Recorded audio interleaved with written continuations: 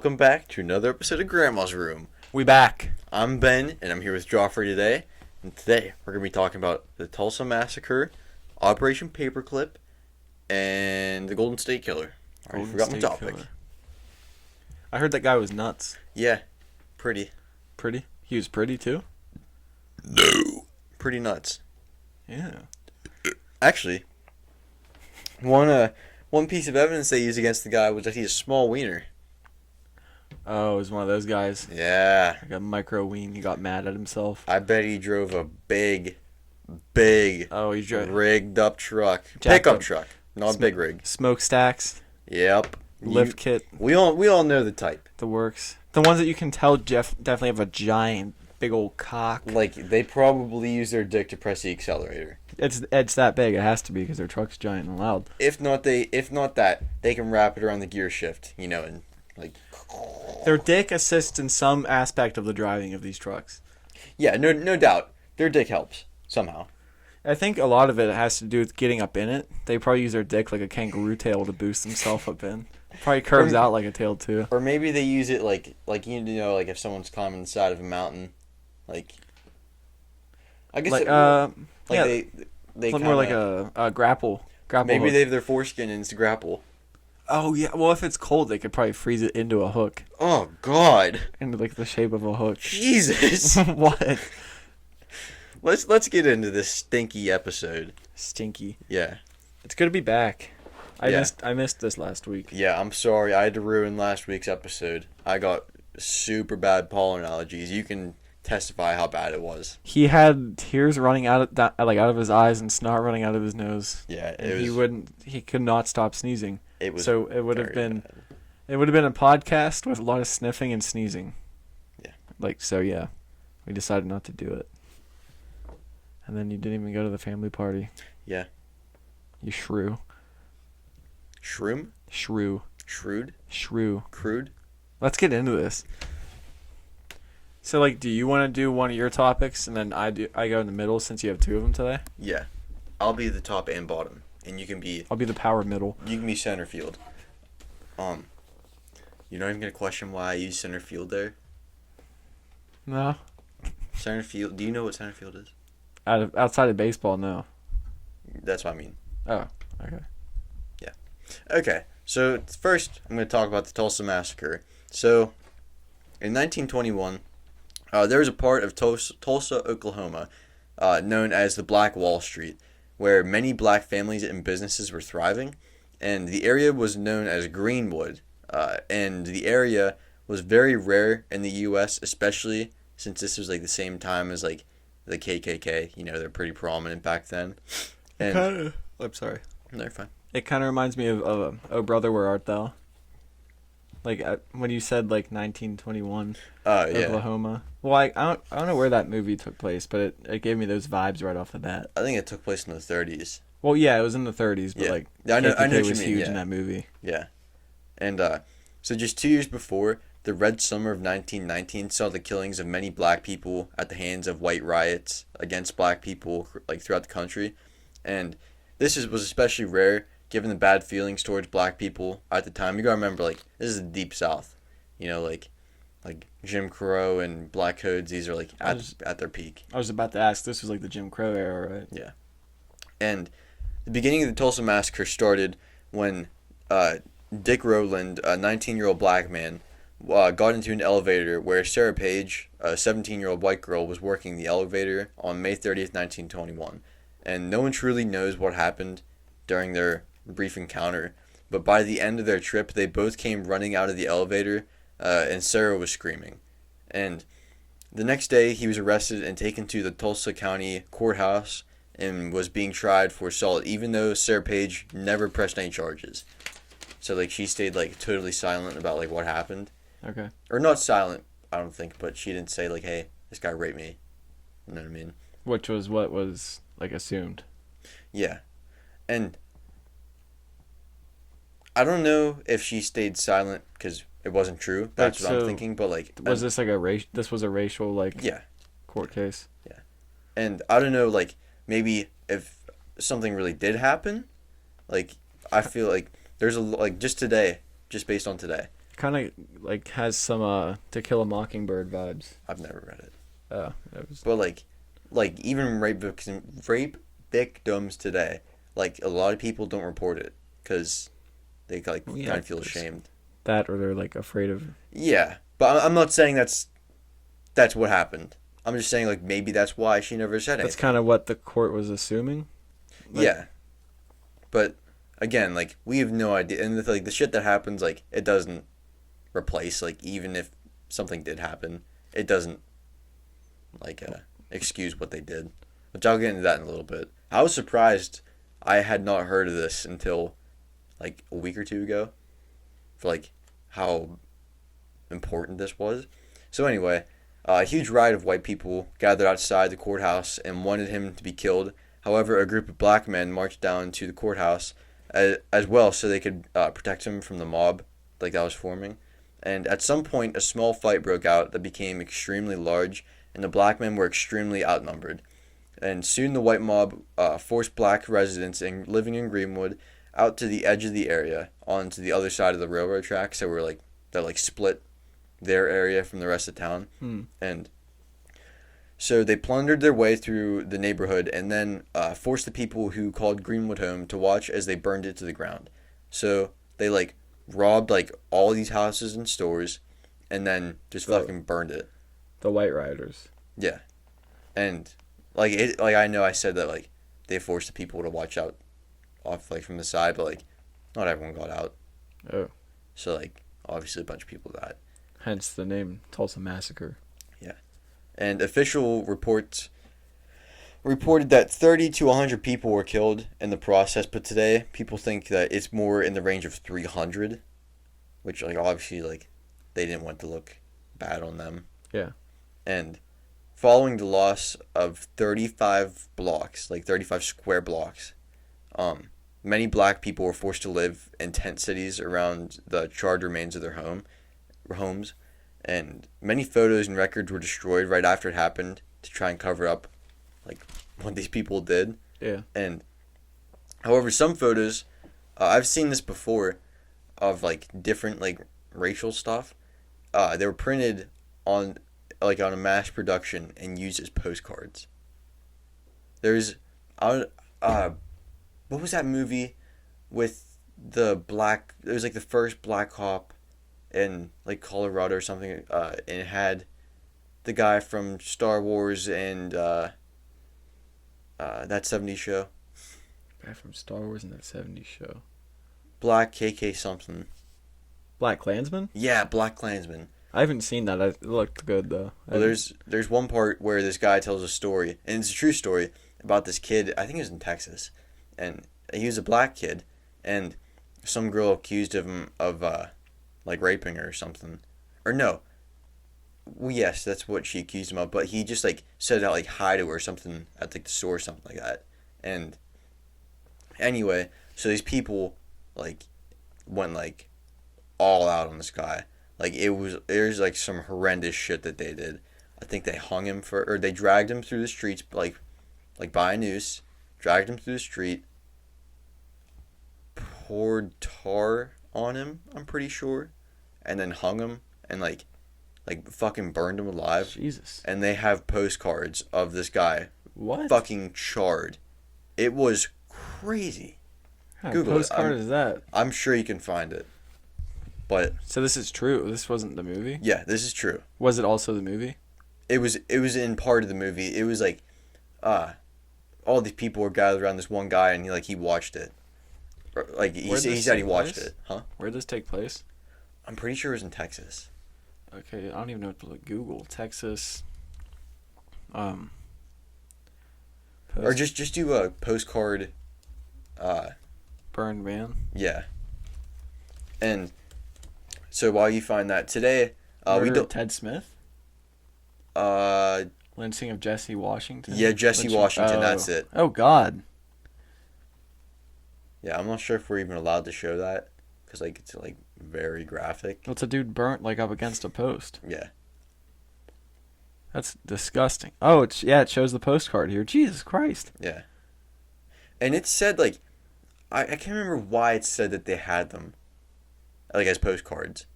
But obviously there's like some fucked reason. The deep South back then was like super racist. Yeah. Do you know who was president? Woodrow Wilson. He showed some black movie. He had a movie played in the White House and it was blackface. And like it was like super racist and like had like all these guys in blackface and like a bunch of Confederate soldiers and stuff like that. I've seen like parts of it before. Well, that was a lot of stuff back then. Yeah, but that was in Black Klansman too. They watched the movie like all together in some church. But anyway, I thought that was pretty crazy too.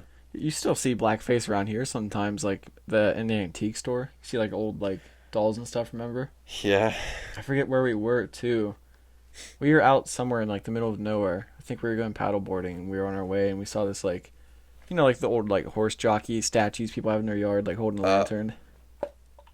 Yeah. It was like overt blackface. This little guy holding a lantern. I'm not gonna say who, but we know. I would never even guessed at the bottom of their stairs. That's not even ringing a bell right now. That we know? Yeah. I'm not gonna say who, I'll tell you later. Okay. But I would never even thought of that until you just said it. Is it blackface? I think so. Because I know I've seen those jockey statues that are just like. And it's holding like a lantern or something, right? Well, yeah, but I'm saying I don't know if all of those are blackface. I just saw one that was.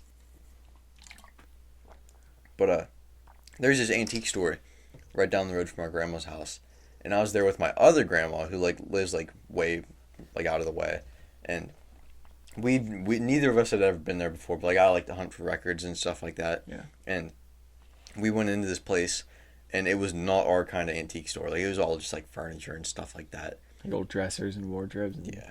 And we went upstairs, and I know I took a picture of it. There was like 2 or 3 signs, and I was like, holy shit. Like, how are they selling that? And I mean, it is history, but it's not like a proud history. Yeah. Like, I would... And the fucking person who bought that, unless you flash an ID that you work at, like, a museum or some shit like that, like, I'm judging you. But anyway, it was... The one for sure was a tobacco ad. Like an old tobacco ad. And I just remember seeing that. I was like, holy shit. And I looked at my grandma, and she was like, oh, we should probably leave. Yeah. Well, we just went way off topic. I don't know how I'd never heard of this before. I haven't heard of the Tulsa Massacre. Yeah, I only heard of it actually last weekend. I was looking for something to research, and it was on that the NBC like Snapchat. You know the story? I think so. And it was on there. I was like, oh shit. But anyway, let's get back on track. Now that I say it or think about it, I don't remember learning much civil rights history in school. I think they mentioned like Martin Luther King Jr. and everything, but I don't remember like going into depth on any of it. We learned about it a little bit in AP Gov this year. Like we talked about Brown versus the Board of Education a lot this year. Do you know what that is? I don't. I'm just gonna summarize it. I probably know it. I just don't know it by the name. Like, a black man wanted to send his black daughter to an all-white school because, like, obviously, like the black school was shitty. Like they didn't have any money. Back during segregation and everything. Yeah, it was in 1954, and it was in Kansas. It was what 60s when segregation was ended. Yeah, the Civil Rights Act, 64, and so anyway, this black dad like sues the school and he wins, but that was like a landmark case, like for like tearing down like black and white barriers and stuff like that. Mm-hmm. But yeah, other than that, like there's a few cases that we talked about, other cases, but that was because I think I took AP Gov, like I wouldn't have known any of that stuff if I just taken the regular class. Yeah. That's when I think about that stuff, like back during like segregation and when like racism was like prominent, actually like rampant.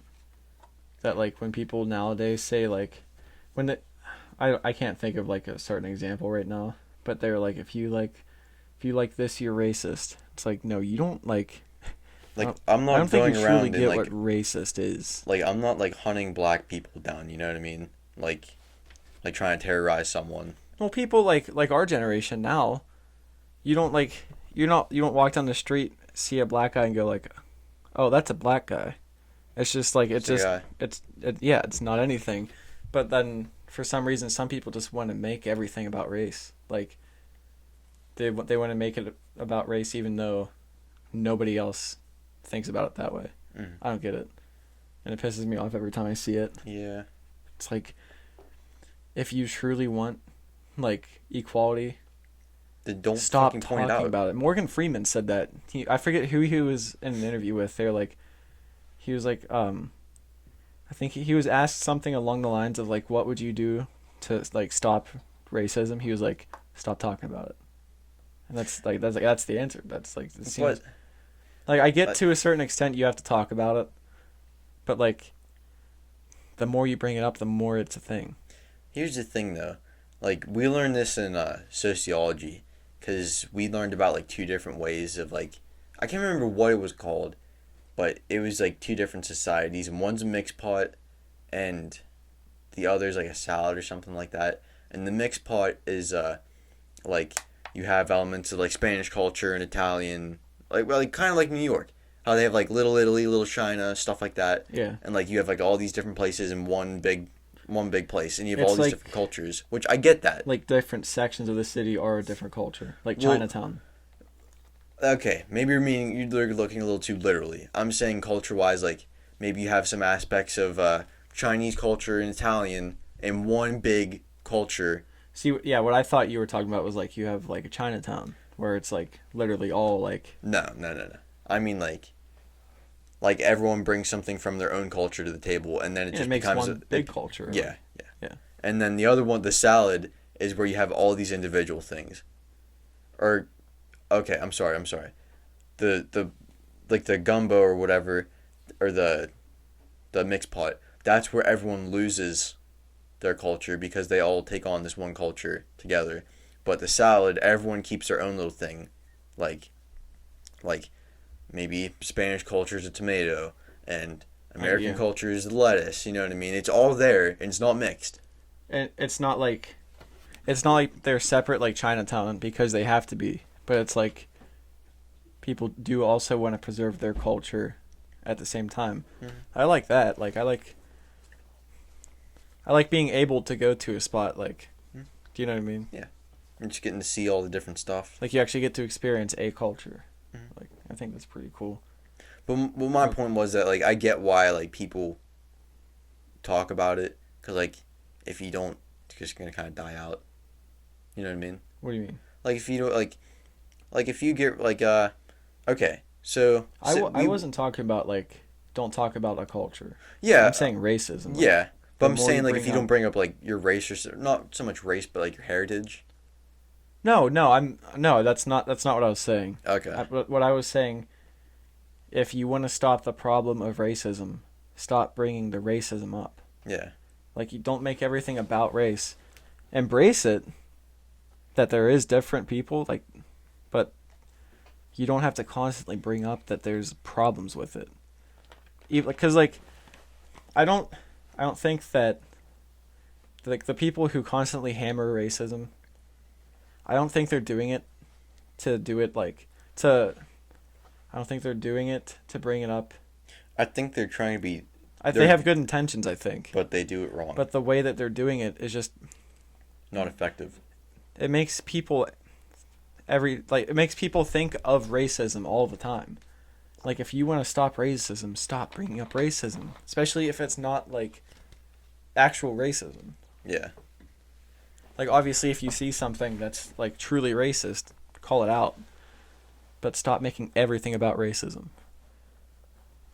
I don't know. We got in a weird spot. Yeah, we fucking jumped the rails on this one. Speaking of racists, you want to learn about some Nazis? Actually, I'm not done yet. Oh, you're not? No, I still got like a few more things.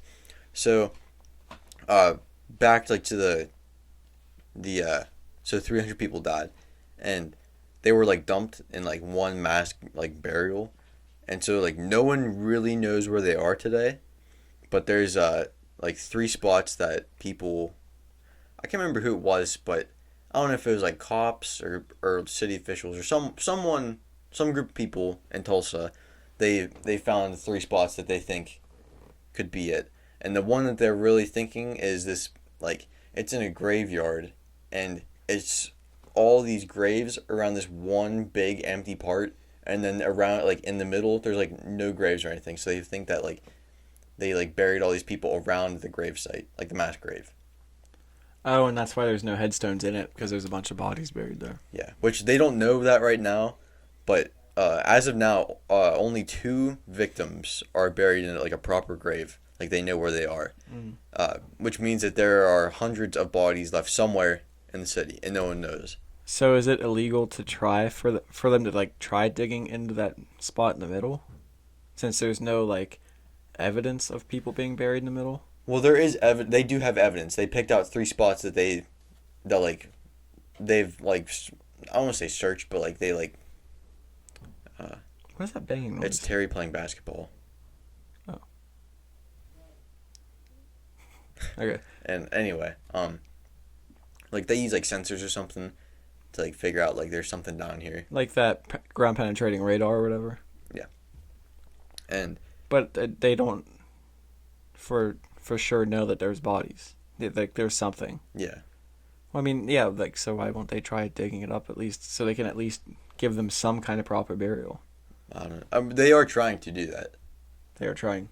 Like, they're trying to nail down the place so they can bury these people.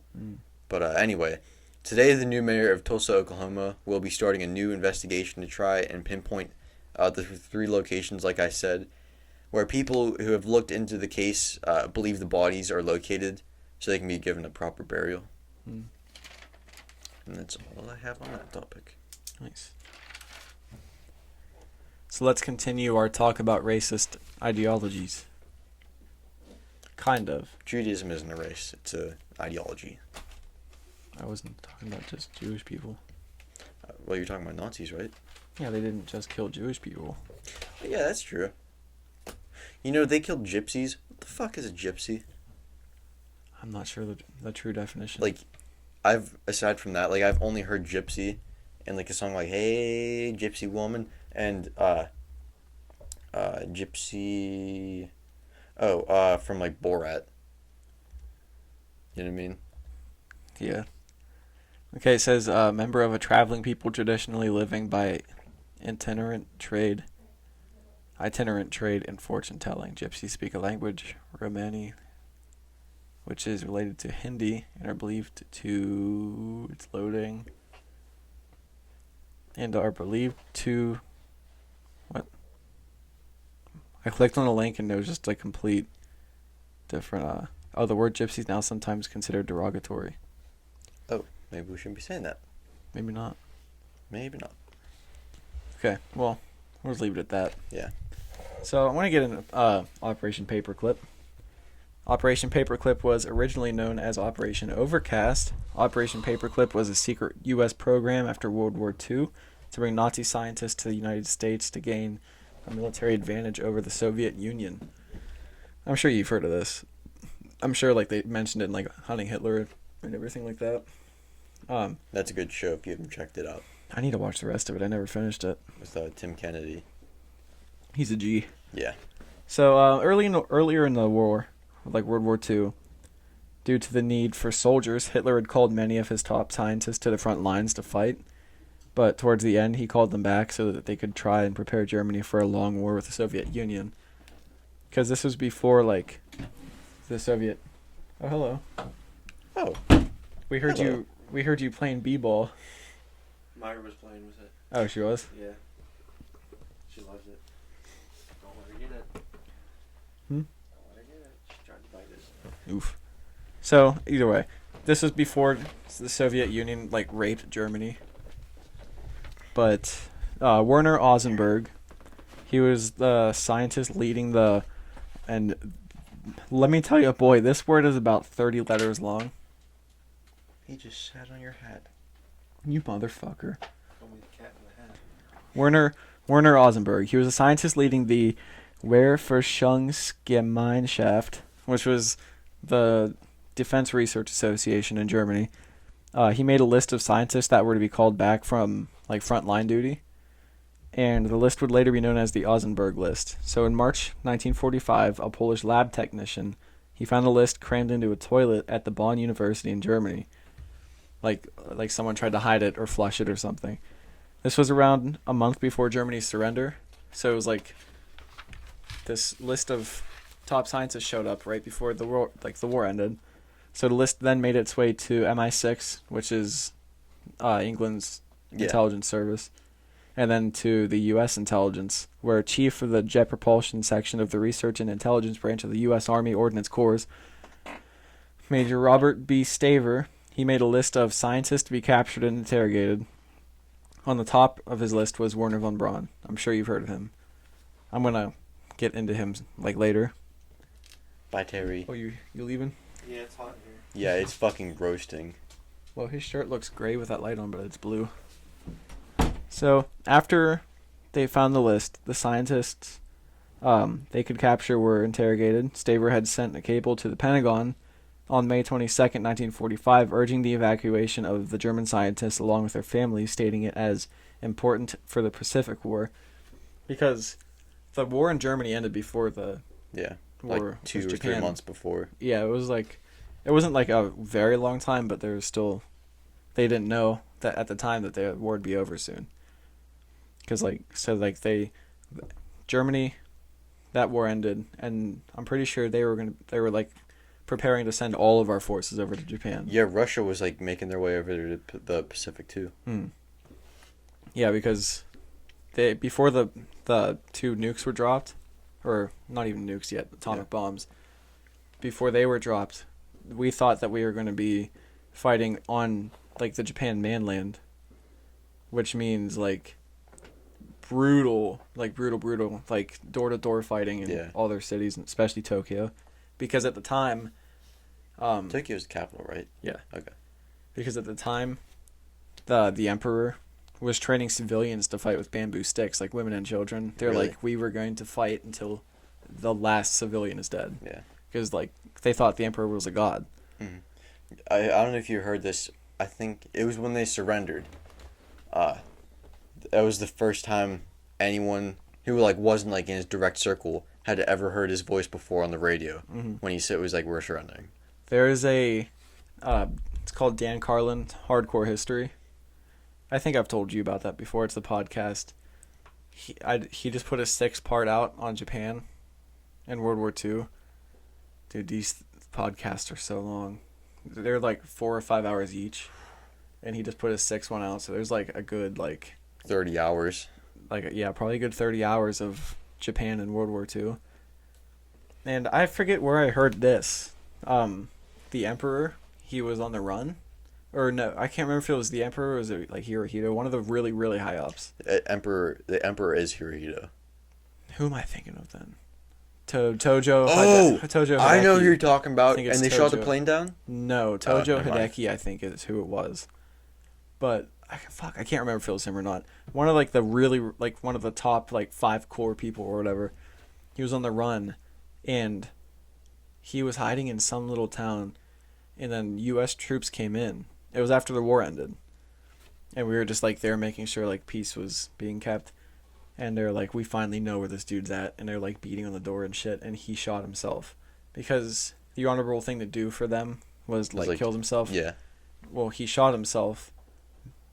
He fucked that up, and I'm pretty sure he lived. I can't remember if he lived long enough to be interrogated or not, but it was just this thing he fucked up the war, and then he fucked up even killing himself. Jesus. But got off track a lot again. I'm sorry. One more thing. What? Do you know Hirohito came to the U.S. in the 70s and talked to Nixon? I did hear that. There's a picture of him getting off the plane and shaking hands with Nixon or something like that. It's strange. Yeah, and he was fucking emperor they kept him way in power after the war. Yeah. Which seems kind of crazy to me that they let that guy in power still. Oh, I forget. Was he actually is what he said went? Or was it the military personnel? Is it the thing where it's the royal family? they're pretty much just like a reality TV show. Family Now. Not they don't have a show, but like, you know what I mean? Yeah. They're like the dog show of England. I don't know. Okay. Well, I'll get back into the topic. So, they found the list. Top of the list was Werner Von Braun. After this, the scientists they could capture, they came. They wanted all of them to come over. It's important for the Pacific War. So, a majority of the scientists had worked on the V2 rocket program, which had devastated London during the war. That's like the rockets that they could shoot that were like super accurate. From France. I forget. I don't know where. You're probably. Is it France? It's right across the English Channel. Okay. Yeah. Because London was constantly getting bombed throughout the war. So, on July 19th, 1945, the U.S. had named the program Operation Overcast, but when it became common in conversation, they renamed it Operation Paperclip. I think what became common was like Camp Overcast, like where they were keeping the people. They're like, we can't have this getting out, so they changed the name. So, in August 1945, Chief of the Rocket Branch in the Research and Development Division of Army Ordnance, Colonel Holger and Toftoy, offered 1-year contracts to the scientists from Germany, as well as to take care of their families, and 127 scientists accepted this offer. I'm pretty sure we brought thousands over in all, like in total.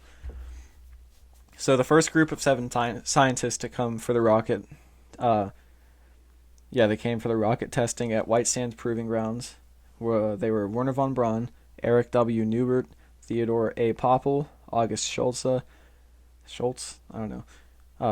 Eberhard F.M. Rees, Wilhelm Jungert, and Walter Schwedetsky. Doesn't sound like a very German name. Something like more Polish. But, I guess there would be. Who knows? I don't even know what I'm going to say. President Harry Truman forbade the OSS and the JIOA, which is the Joint Intelligence Objectives Agency, from recruiting Nazi members and or active Nazi supporters. So they weren't allowed to recruit any of them. So, but the agencies, they didn't want to miss out on the best minds that Germany had. So what they did was they whitewashed their war crimes. They like made it so that on paper they didn't commit the war crimes, or they made them not as bad as they were, and they recruited them anyway. And what sucks, dude, I love NASA. It was pretty much like all Nazis run by Werner von Braun, which I'll get into later. But I guess. Is that loud? What? A little bit, yeah. Okay. So the military had found tons of biological weapons over in Germany after the war, including a bubonic plague weapon, which that's the bubonic plague. Yeah. What it kill, like a third? Yeah. Or something of the world's population. Something like that. So, and the U.S. intelligence decided they needed these weapons as well as other technologies for the United States.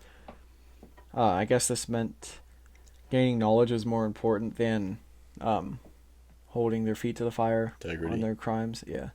Integrity. So Werner von Braun himself, which we'll get more into later, like I said, he was the head of the V2 rocket program, which decimated London during the war. He had, quote, intimate knowledge of what was going on in the concentration camps, which that's kind of murky. I'm pretty sure he did, after what I read. He even supposedly handpicked people from the camps to work on his rockets. And this program was so secret at the time, that being Paperclip. It was so secret at the time that even people in the U.S. government that were tasked with hunting down escaped Nazis didn't know that tons of them were working for the government they were hunting for. Mm-hmm. That would be a mind fuck. Yeah. Once that came out, it's like your whole life after the war was hunting Nazis, but the same government that sent you out on Nazi hunts were employing Nazis. Like high-ranking Nazis. And they weren't just scientists. There was like propaganda people. There was intelligence people. And it was just crazy. They were like all through the government. So by 1947, the operation in total had brought over 1,800 German scientists, along with 3,700 of their family members. The ones with special knowledge were initially taken to Adlerhurst, Germany, codenamed Dustbin, where they were interrogated, sometimes for months. Ones that weren't initially evacuated in Operation Overcast were sent to the countryside villages where they had to report to law enforcement twice a week so they couldn't escape. And once the agencies were satisfied that they gained as much knowledge as they could from them, they were just kept in those villages. So the end of Operation Paperclip was officially 1959. So I'm going to go into Werner Von Braun now. He was, like I said, a top V2 rocket scientist.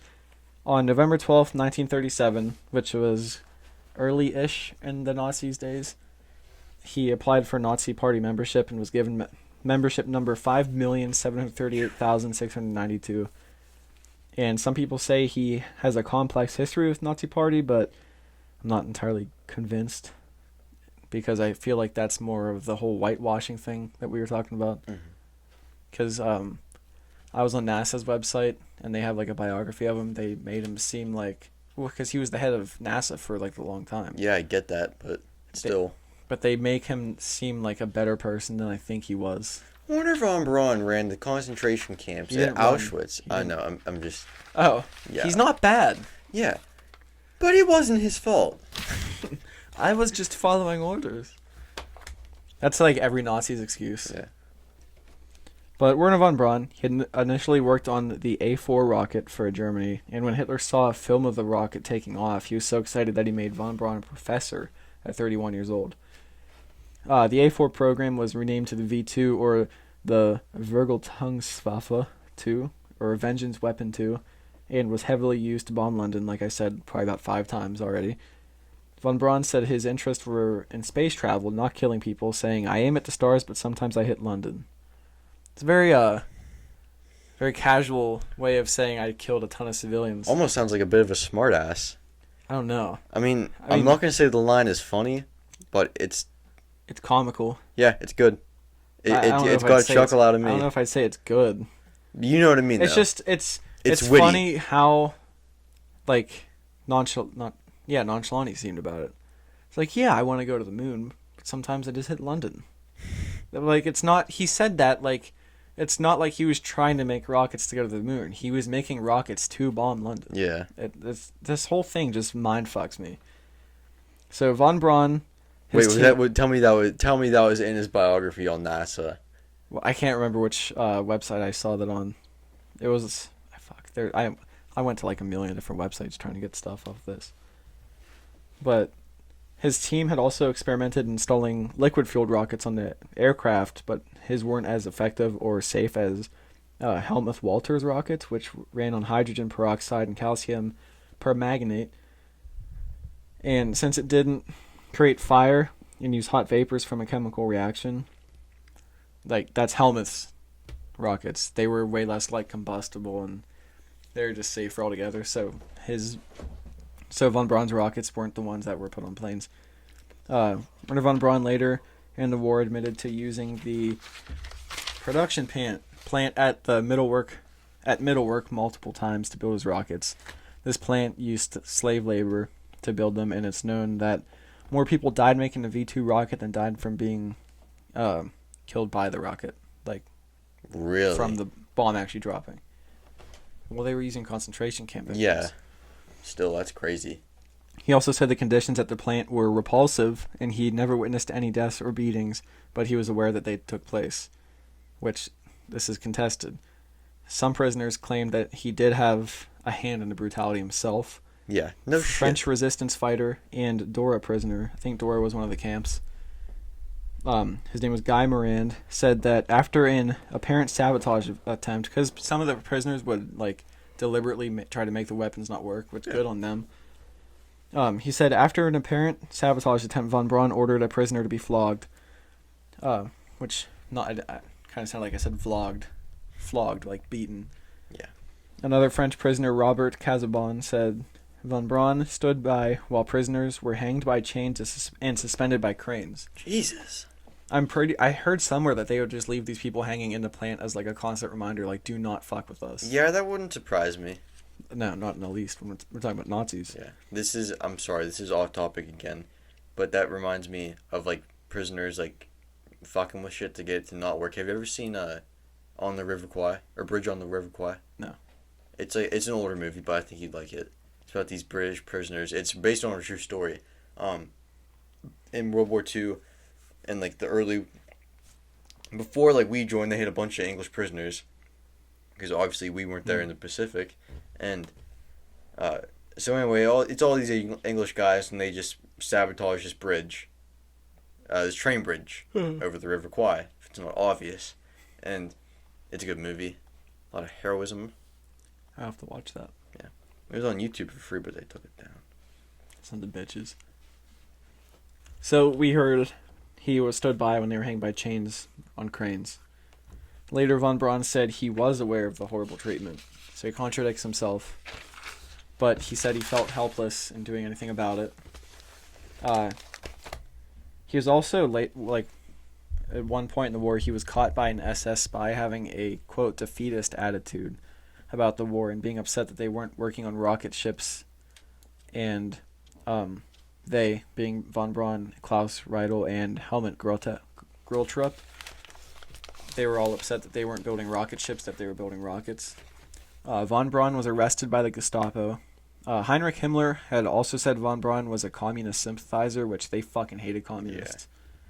No idea if this was true, but it contributed to his arrest because Heinrich was obviously, Himmler was high up and he was one of the top Nazis. He was like Hitler's second in command. Yeah.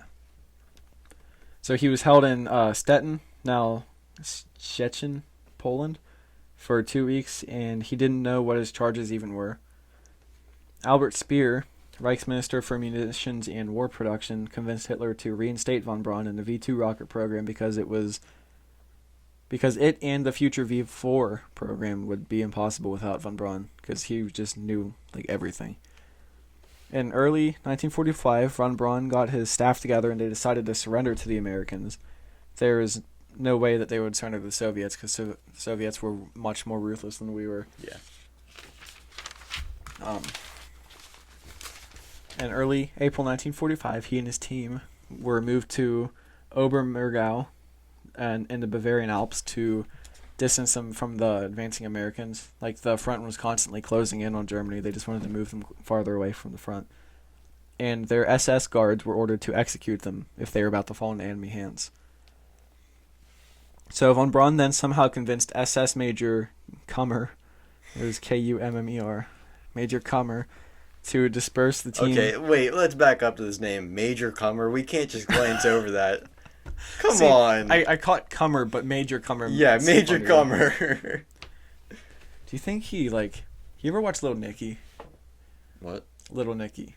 It's Adam Sandler. He's like one of the sons of Satan. Hitler gets a pineapple shoved up his ass every day in hell.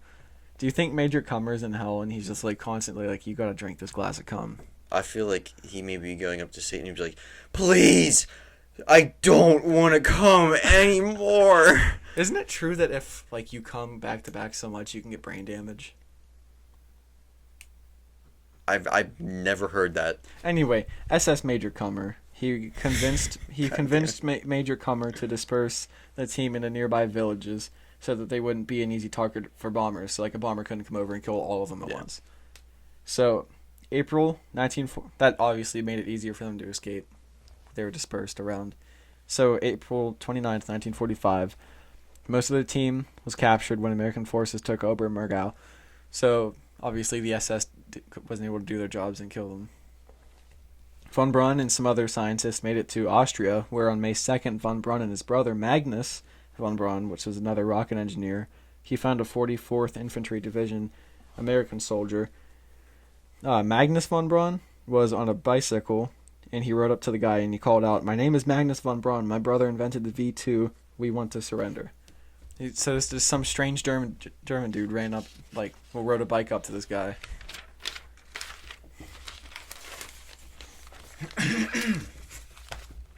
They surrendered, and soon after, Werner Von Braun went to the press saying, "We knew that we had created a new means of warfare, and the question as to what victorious nation we were willing to entrust this brainchild of ours was a moral decision more than anything else. We wanted to see the world spared another conflict such as Germany had just been through, and we felt that only by surrendering such a weapon to people who were guided not by the laws of materialism but by Christianity and humanity could be such an assurance to the world be best secured. This motherfucker. First off, I took a little issue with him saying a war like Germany had just been through, when they literally took over countries and enslaved half of their... And then he was talking about after he picked slaves by hand to work on his rocket and to be killed and beaten, he was like, we need to find a country. A wholesome country. A wholesome country to make sure these weapons don't kill anybody. Yeah. So I feel like this is him just like sucking the dicks of anybody he needs to not be executed. Which apparently worked because now he has a biography on NASA. That's still rocked. Like, come on. Like fucking cancel culture. That I'm not like cancel Von Braun. Cancel forever.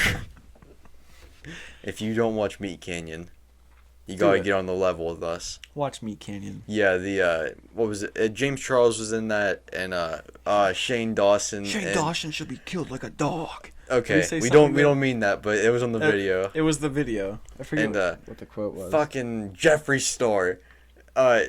He was like, something about his manager told him to sit like an Afghan hound on his couch and make another apology video. like an Afghan hound. Okay, I don't have much left, so I'm just gonna rocket through this. So, okay, for over a decade after World War II, Von Braun worked for the U.S. Army developing ballistic missiles after him and 125 others were sent to Fort Bliss, Texas, to test rockets at the White Sands Proving Ground in New Mexico, which I kind of like... I got those two mixed up. I think for that decade they were working at Fort Bliss and New Mexico, but like going back and forth or something. In 1950, Von Braun and his team moved to Alabama near Huntsville to the Redstone Arsenal. Turn my last page. I'm sorry. How weird do you think that'd be? I was thinking about that. A high-ranking Nazi moving in the deep South, where like all these like you American felt right at home. Like all these like traditions, like apple pies and like ladies dressed up like Betty Crocker, and all these big Cadillacs and all these nice cars going by. Dude. And like the fucking Nazis had these little Volkswagen bugs. Fucking Herbies driving everywhere. I heard that the Nazis, because I heard, first of all, I forget who the Nazis were exactly, but some of them were like, the only way we're working for you is if we can work in our like Nazi uniforms.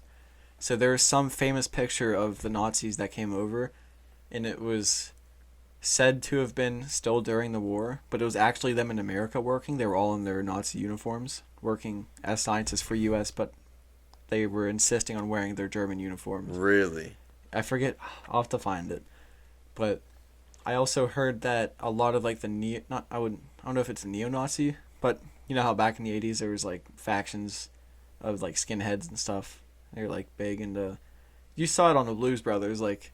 Yeah, like those guys marching on the bridge. Like, yeah, those groups who literally wore the swastika on their arm openly and everything. I heard a lot of that stemmed from the scientists that came over. Really? Which it makes sense. Like setting an example. I don't know if they were just trying to spread their ideology more, even though the war was over.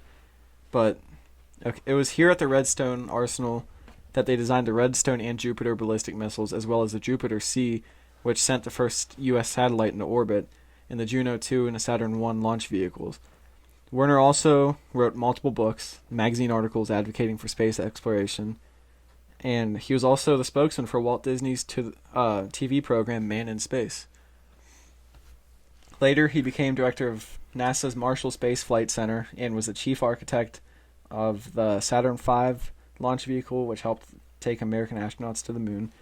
His group also worked on the Redstone Mercury rocket that sent Alan Shepard, the first American astronaut, to suborbital flight on May 5, 1961. In 1970, he moved to Washington, D.C. to be the head of strategic planning for NASA, and he retired in 1972. And then he worked for Fairchild Industries, which was a developer of automotive products, and he died on June 16, 1977. Good riddance. Yeah. Wait, when you say? 77. What day? June 16th. Okay. That whole thing with Walt Disney, was that while Disney died in 63? Was it? Or 66? No, 66.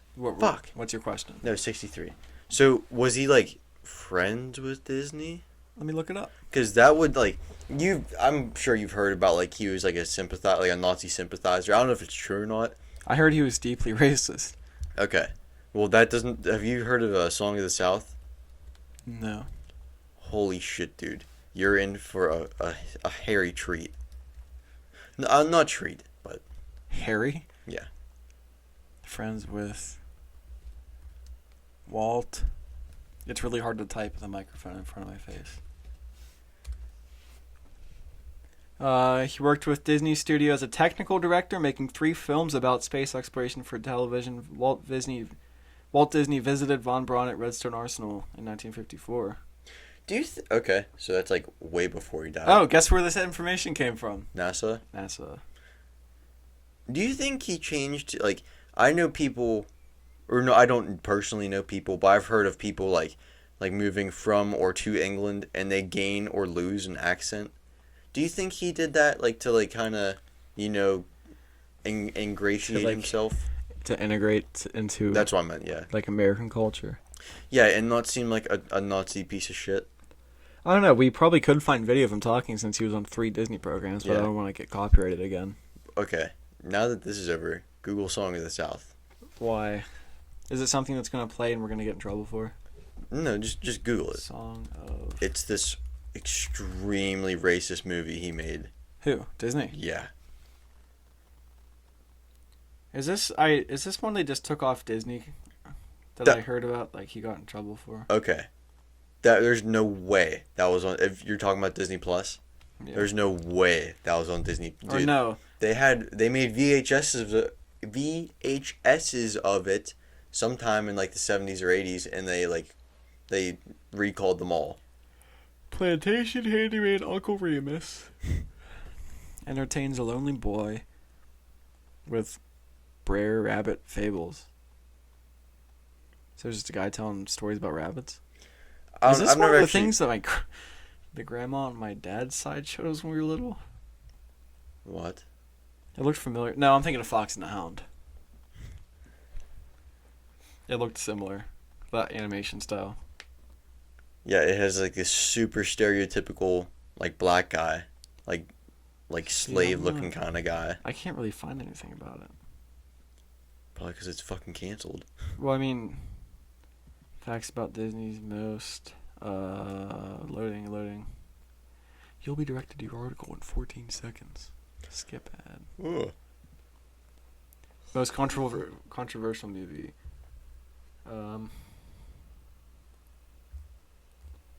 Yeah, I don't feel like reading a whole article right now. Yeah. Anyway, that's all I have on Operation Paperclip. It just blows my mind that, like... He got away with all that shit. That, and we had a ton of Nazis working in the U.S. government. Scientists, intelligence. I don't want to say I get, but I understand why they did it. But the fucking NASA biography, that's where it gets me. How about this moral question? I heard this. I was listening to a podcast about this, trying to get, like, more info crammed into my noggin. And they asked this question. It was a really good question. Would it have made the victims of the Nazis, if we didn't use that technology, does that mean they would have died in vain? Oh, shit. And it was difficult. I don't even know what my answer would be for that. I'd say yes. But I don't... Because we did advance human civilization with the technologies. How, though? We went to space. Yeah, but, like, what... Really? I'm not trying to be dick, but, like, what is that done? What do you mean, what's it done? Aside from exploring. Like, it's not like... It's expanded our knowledge, like... Yeah, expanded knowledge, but it's not like it's like helping solve world hunger, you know what I mean? Well, that and a ton of technology comes from us trying to get to space. Like, yeah, I guess you're right. battery-powered drills, that would have never been a thing without NASA. Because they needed a tool that would work in space. So, like, Which obviously you can't say a drill saved a life. Yeah. But in a way, a drill was it could have. Like, what if we were like building shelters for people, and that made it more efficient and it saved a life because it was built faster than it would have been. But here's the thing, though: is a drill a reason for someone to die? Well, it's not just a drill that came from it. I'm just saying. We also learned like we learned the limits of human, like. Yeah. From all the like horrific experiments that the Nazis like created, they still did gain knowledge from it, useful knowledge, which we could have definitely found a different, like way more humane way, but it also, the humane way would have taken longer. Like, would it make them die in vain if we didn't use that knowledge? Yeah, I think it would. It's weird to say it, but I think I agree. Plus, like, which I don't feel like it goes without saying that we don't condone that. Yeah, but I feel hate like saying that I hate having to say that, but I feel like it not that we don't know that like injecting like a little kid like twins' eyes with fucking serum is bad, but at least we know like, hey, don't do that because they set a precedent. Well, I mean, we should have known that without them doing that. But I'm saying though, it set a standard that like, hey, these guys were pieces of shit and they did this. Don't do it. Like if you do anything close to that, like you're done. Yeah. Which, who knows if governments still do that kind of shit? Well, China, that's a whole different story. They have thousands of concentration camps right now. Yeah. That's nuts that nobody's talking about that. But that's a different topic. Yeah. I just want to put that out there because I feel like the more that people hear it, the more people will pay attention to it. Watch, you and me are going to get fucking drafted someday. The Chinese government is a piece of shit. I'm not talking about Chinese people. The people are not their governments. That's all I have to say. Yeah. Fuck the CCP. And fuck John Cena for bowing and sucking their dick, I have to say. Because he cares about his pocket, his wallet, more than... Because he supported China. He sucked China's dick, knowing that they're doing this kind of things. Here's the thing, though. I can guarantee you he did it because of movies. Yeah, because he makes more money. Okay. Here's the thing, though. Do you think movie companies pressured him? Like, hey, I don't think it matters. I think there's a certain point where you have to be like, this is wrong. Well, here. Just hear me out. Hey, you better bow down to China, or else you're not going to be in any movies. You're going to get all your shit taken away. You don't think John Cena has a ton of money already? Yeah, but, like, if, like... I don't know, if they try and fuck him over, you know what I mean? I'm not condoning it, but... No, I don't... I think that movie companies could say that, but I feel like public opinion outweighs the movie, like, production companies' opinions. I feel like that's kind of wrong, though. What? Because, like, it's not like they're a democracy. They can do whatever the fuck they want. They don't have to listen to... Well, I guess they kind of do because like people could boycott the movies. No, what I'm saying is, yeah, like our production companies, like U.S. production companies, which half are owned by China. I think it might be just movie studios, but they could say you're fired, like because you're costing us a Chinese audience. He apologized because he said Taiwan was a country. Yeah, like that's a stupid like. Because China thinks that Taiwan is theirs. And Taiwan's a free country. But they don't want it to be. Yeah.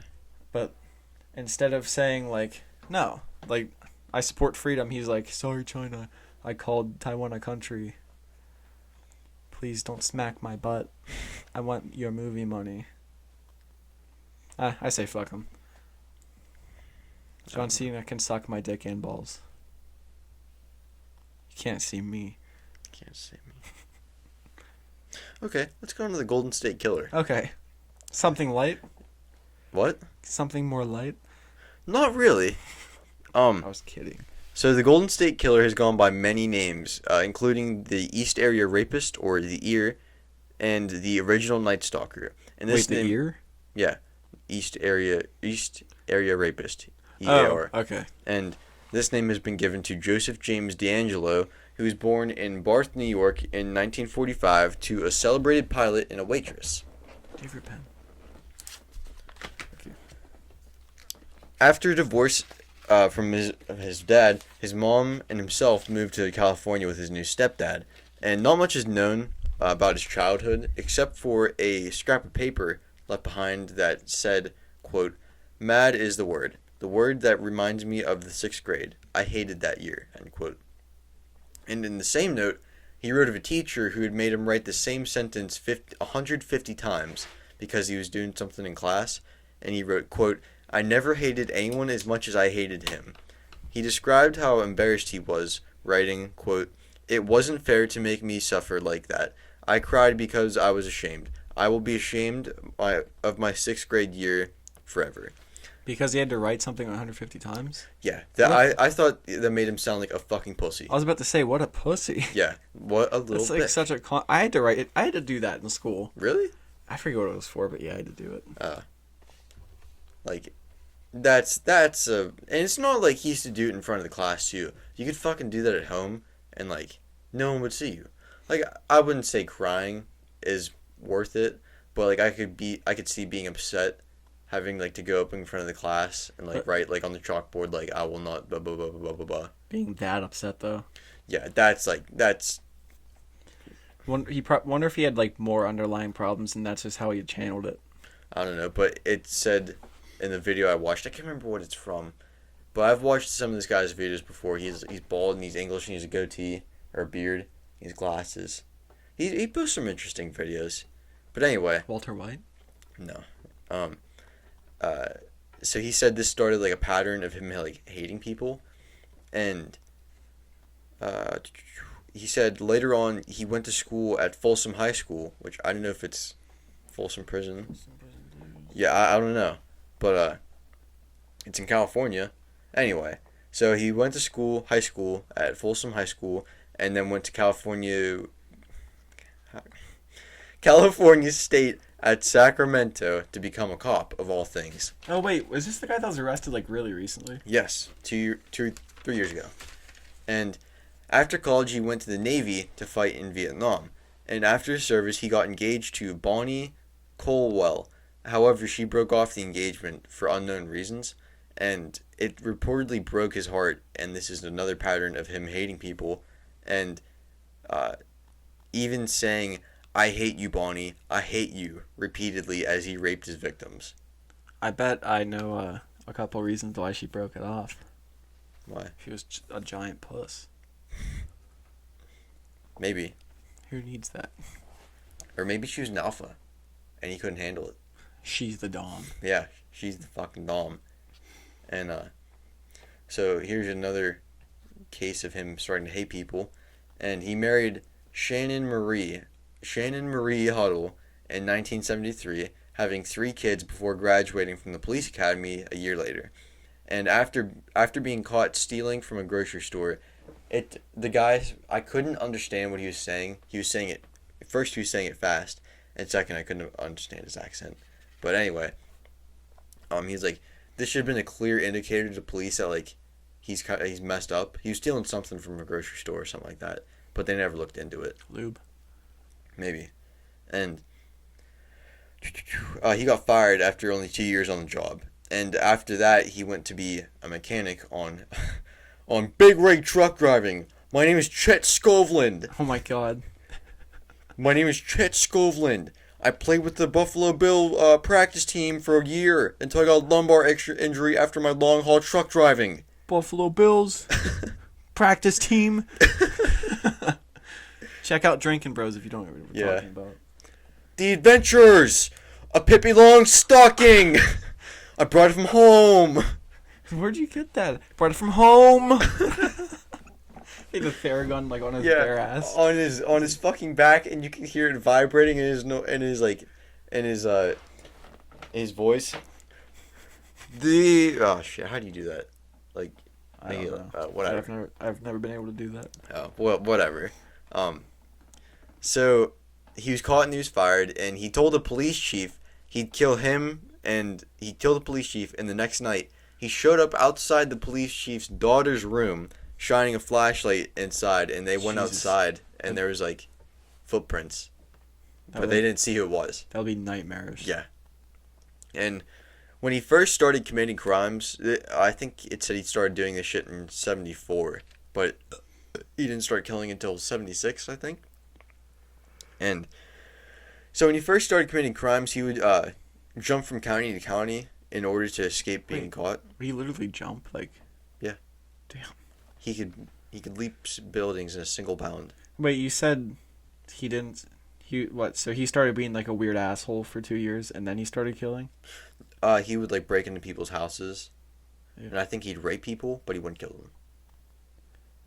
I'll get into that disturbing part in a little bit. Sounds pretty disturbing. So and he did this all without a mask for like 2 years, and then but after police sketches that were like drawn up of him were almost identical to his actual appearance, he lost a ton of weight, changed the shape of his face. He was a little bigger before, and then oh God, he got way skinnier. The pictures I saw of him recently, he looked pretty big. Well, he's old. He's got to be in his 80s. 80s? Okay, 70s. I thought he was like in his 60s, just by the look of it. I mean, well, he looks older than my pap. Our paps. I might not be able to like remember, because I saw it a while ago. Might just be remembering. Well, anyway, he preferred to break into one-story homes with a very basic layout because he could almost memorize it. So he'd know like there's 2 bedrooms in this home, there's 3 bedrooms, something like that. So he knew how many people were in there, and he drew maps. Like he'd just drive around neighborhoods during the day and just like draw maps so he could get around at night. And when he'd break into someone, this is fucking creepy. When he'd break into someone's house, he'd find the person's ID like in a purse or wallet or something like that. And then he'd go over to where they're sleeping and whisper their name in their ear to wake them up. Yeah. And it also said that you'd wake up to him shining a flashlight like right in your eyes. And he would study their hobbies so he could create a fake story about like how they knew him. How they knew him. So like one example. Wait, so he'd be like in people's bedrooms going like, I saw you like airplanes. Yeah. Well, maybe not like that. But like one story was that he broke into this couple who had a boat like on trail or something. Mm-hmm. He's like, I saw you at the lake. Ew. Yeah. Which he didn't. Yeah. This is all a fake story just to fuck with them. He was just trying to like terrify people. Well, he's trying to throw them off his trail. Oh, sorry. Damn it. I didn't mean to kick you. I'm sorry. I was trying to stretch my legs. And so after years of breaking into the homes of single women, he started breaking into the homes with couples inside, and like it didn't go into a whole lot of the stuff about like the single women, but this gets fucked, dude. So it said that he would tie the man like flat on their stomach, and he would stick plates on their stack plates on their back. Oh, so if they moved. I think I heard this on. And like they'd be like forced to watch him like rape their wives and shit. And sometimes it said like the whole family would watch them. Like one. What the fuck? Like one story. Actually, I'll get into this in a second. I don't like this, Ben. Yeah, and but he would say to them like, if I hear a fucking plate fall, I'm gonna kill your wife like instantly. And so victims gave a detailed. This is kind of funny. They gave a detail to the police that he has a small wiener, and they tried to go around all these doctors in the area and like ask for anyone with a micro penis, or like classify this as a micro penis, which he's small dick rage. Yeah, it reminds me of the South Park episode where the ginger cow. Yeah, was like, a fat kid with a small penis, and he was like, "That's impossible because my penis is huge. It's 13 inches." So okay, back to serious shit. So even after raping these women, he'd wait in the darkness of the room, so they'd be too scared to like look over at him, and that'd give him like tons of time to get away from the cops, because he pretty much just bought all the time. If someone's looking away, and you just slink out of the house. Like one story they had, so this mom and daughter woke up and he was there, and the daughter was like forced to lay in bed right next to her mom as she got raped. Yeah. And then so like a few minutes after it happened, her mother said something to her. I can't remember what it was, but the daughter's like, "Mom, he's still here." And he walked over out of the shadows and right next to the fucking bed and pushed the mother's head like into the bed, and she just stayed there until he left. He just silently snuck out. That's fucking horrifying, dude. Yeah. Yeah, that's fucky. What could push, like... Oh, that kind of hurt. What could push, like, somebody to, like, do something like that? I don't know. That's, like, stuff that you can't even have nightmares about. Yeah. That's some beyond Dennis shit. God. Please don't bring Sonny into a dark thing like this. Sorry. I want Sonny to be untainted. Untainted? Dude, that's like one of the darkest shows on TV. Yeah, but it's a funny dark. It's not like horrifying. Yeah, I know. So I think it said from like 76 or something like that to 1986. That's when he stopped in 1986. But even after that, like decades afterwards, he'd call the victims on Christmas Day and just like taunt them. He'd be like, remember on like Christmas Day? What a fucking asshole. I know. I think it said in total, I think he raped 120 women and killed like 51 people. Oh my god. Yeah. That's a lot of fucking people, dude. Or no, maybe it was 120 homes he broke into and he raped or killed 51 people. But still, either way, yeah, that's a lot. One is too much. Yeah. And so people think he stopped like doing all this stuff because that's the year that his last daughter was born, 1986. So he had kids. Yeah, he had 3 kids before her.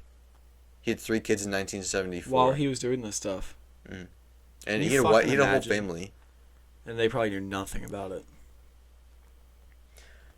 People in the neighborhood that he lived in, they knew he was a total dick. Like, it was totally opposite to how people at work described him.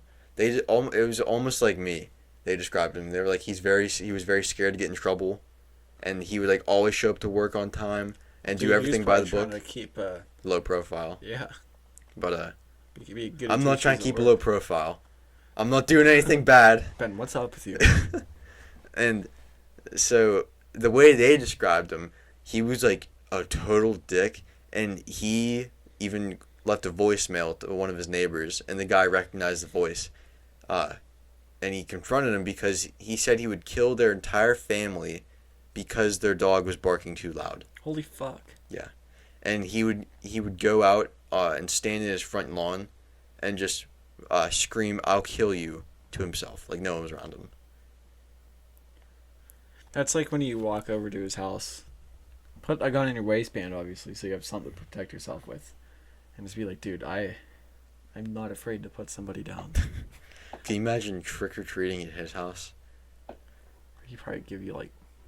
He's probably, like, the kind of guy who puts, like, the razor blade in the popcorn balls. He doesn't even put it in the popcorn ball. He just gives you the fucking razor blades. He gives you a pack of razor blades. And they said that, like, he was so mean, they could hear him yelling at his family from in his own home from their house. So, like, all the neighbors around them can hear him yelling at his family within their own homes. I couldn't even get that. Like, I don't get how you could yell that loud. That and being that unhappy with your family. Like, if you're that unhappy with your family, why are you family? Yeah. So in January of 2018, flash forward like 40-ish years. January 2018, an investigator, it had his name, I can't remember his name. He was like just about to retire, and he put the DNA of this guy, because they had like DNA of somewhere, onto a website where you find like your ancestors and stuff like that. And they found like one of his cousins, and then they traced it back to him. It was a vial of cum that they had in the police station. He sent it into ancestors. They're like, you're supposed to send us spit. It's fucking brown at this point. It looks like tapioca pudding. Like little balls are starting to form in it. Like half-cooked egg yolk. And so they followed him around on this guy's last day, or his second to last day. What? Of his retirement. So he's about to retire the next day. 3 months.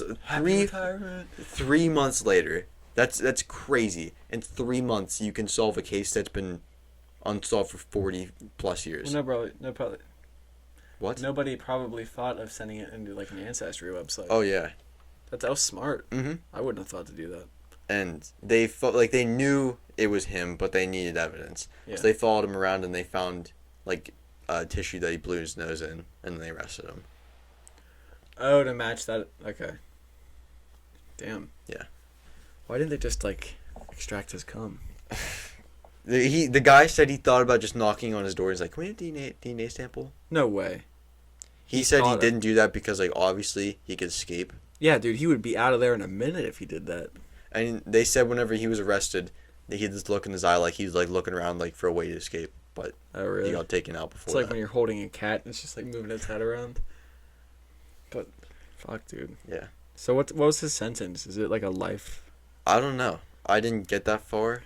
I'm gonna look it up because I'm interested. I want to see if this dude has ever a chance of getting out. I would doubt it because he's like fucking elderly at this point. They made him look like he was like an old man that didn't know what was going on. Like they brought him in a wheelchair, and then later on they found out he's like normal, like he knows what's going on. So they had him walk into the court and all that stuff. That's like I keep seeing this recommended video on my YouTube, like how to tell if someone's faking being crazy, and it's all these like. Yeah, I saw that too. I don't know what it's for. Sentenced to life in prison. Yeah. Good. But the bad thing is, it's not that much longer. I like how sometimes they sentence people to like, you have 3 life sentences. It's like, that's fucking overkill, man. It's probably like just so that there's no chance of them ever getting out.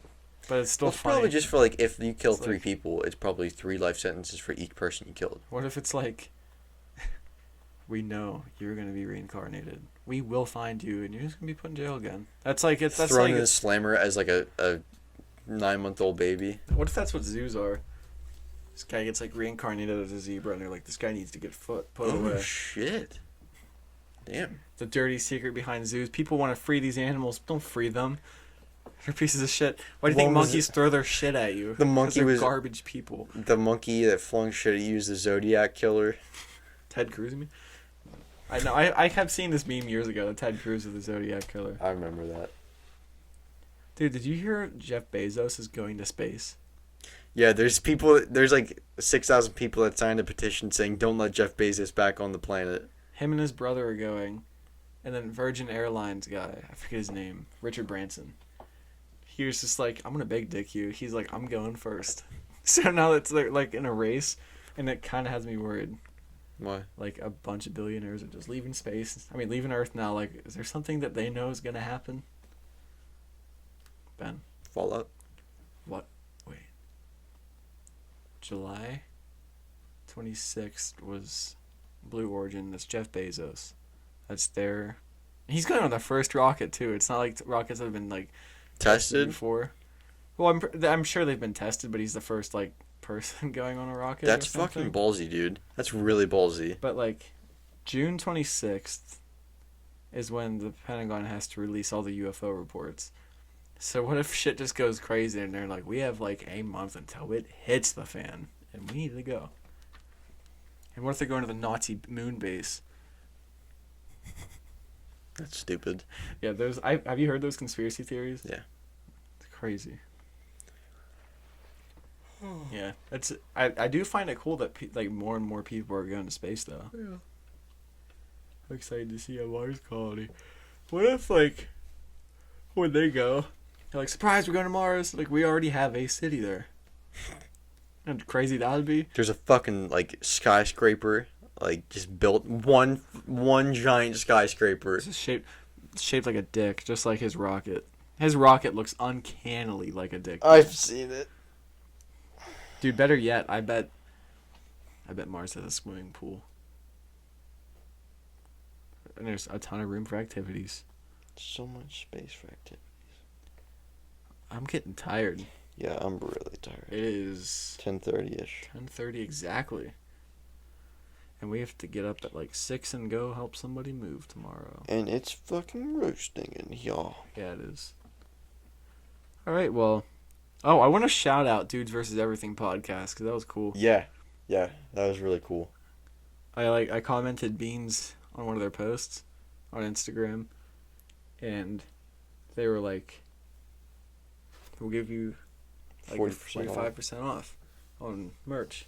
So I bought a T-shirt from them, and they said I had a horse cock. Well, it's because you said that you didn't want to use it. Well, yeah, I that's not what I wanted to talk about. I want to talk about the horse cock comment. Yeah, but I feel like you should get a little credit. No. He said, okay, you're trying to sound humble. So they sent him this code, and he's like, no, like, I understand, like, we don't make a whole lot off our podcast. We make nothing off our podcast. We spend money on it. Yeah, we don't make anything off our podcast. We know the hustle. And they're like, oh, big dick energy. It was just cool because I was like cleaning my paint gun at work today, and I heard that. I was like, oh shit, I guys have a horse cock now. But yeah, I would give them a listen. Dudes versus everything. That was pretty cool. So they talk about similar stuff to us, like cults, conspiracy stuff. Mm-hmm. So yeah, we have some stuff in development right now. Yeah. Some pretty cool stuff. Has to do with nuts. That's all I'm gonna say. Yeah, I'm very excited. It's gonna be funny. But yeah, so episode 51. Thanks. Yes. Thank you for listening. Following us. Spotify, Instagram, Grandma's Room Podcast, Twitter. Room_grandma on Twitter. I have a Facebook page. I haven't done anything with it yet, though. Okay. Apple Google. Podcasts, Google, Stitcher. Got Spotify, YouTube, Rumble, All Grandma's Room Podcast. We have playlists on Spotify. I can probably just look right now what they are. Why don't we just fucking list this at the end of the episode? We should just write all this stuff down. Yeah. Let's do that tonight. All right. Because we were always like trying to remember everything. Grandma's. Okay, we have Grandma's Trap House. That's rap. Grandma's Jukebox. That's the oldie goldies. Grandma's Guitar Case. That's rock. Grandma's Opium Den. That's vibin' music. Grandma's Saloon. That's old country music. Grandma's Crimbus Tree. That's Christmas music that obviously only pertains to Christmas time, or unless you like listening to Christmas music in July. Or holiday music. We have Grandma's Clam Jams, which is a compilation of 80s party music. You will love it if you like to day drink in the middle of July. If you like GTA, there's a lot of songs on there. There's just a couple. There's Safety Dance, Danger Zone, Psycho Killer, Round and Round. There's Devo, Motley Crue, The Vapors, Generation X. It's our newest playlist. I don't want to say regularly because we don't. I add some once in a while. I only post about it when I add like a bunch at once. Yeah. But we add music to these. Grandma's Clam Jams is 2 hours. I think our longest is Guitar Case. Guitar Case is 9 hours long. Trap House is 6 hours long. So yeah, we got some stuff. Yeah. So yeah, thank you for listening. Episode 51. Yes, thank you. We're gonna be maybe at 551 soon. Terry and I have talked about doing a podcast like middle of the week where we just like fuck around. Mm. But I want to do it, so I guess we'll just see like if we actually do it. Yeah. But we're definitely gonna keep doing this weekly podcast. Mm-hmm. I enjoy this. Yeah, me too. So yeah, thanks for listening, guys. We need to make more videos. Yeah, it's been a while. But now that it's summer and it's nice out, we can do more shit. Yeah, we just need to make more like silly videos. They're so much fun to do. Yeah. It's like the dildo rocket for the promo. So yeah, we're gonna try to do some more shit. So yes. I also feel like we should start making just more videos in general for YouTube. Yeah. To be fun, like 4 or 5 minute videos. Like Scrum Boy. It's still in our... You'll like Scrum Boy. It's me in a shower with shit all over me. Not real shit, but... Scat. Frank Sinatra's playing in the background all slow like... And John Fogerty. John Fogerty? Yeah. I see a bad moon rising. CCR. What song? Which one was that on? Bad. That was the second one. What? Was that on the second Scrum Boy? Mm-hmm. At the end, I see a bad moon rising. Yeah, I think I remember. Shit. I'm just gonna I don't know if we were gonna try to write a whole book or just short stories. But we need to get on that, dude. They're gonna be glorious. I'm gonna have to look at our contract with Buzzsprout too. That's our provider, like our host. and see if we have to use their website for the podcast or if we're like free to make our own like Squarespace website. Mm-hmm. But yeah, I'll have to look into that so we can actually like put stuff up there that's not just like the basic Buzzsprout. Because to be honest, they're really good for hosting our podcast, but their websites are not great. Just hard to work with. It's not even hard to work with. It's just like they give you like a weird domain name. It's not just like grandmasroom.com. Yeah. It's like buzzsprout.grp.com/something, and like I'll have to look into it. And I bought this soundboard. I've never even got it. We have some work to do. Yeah. But yeah, thanks for listening. If you made it this far, you could have been doing anything else, but you listened to our stupid voices. Yeah, you're here. We're some real G's.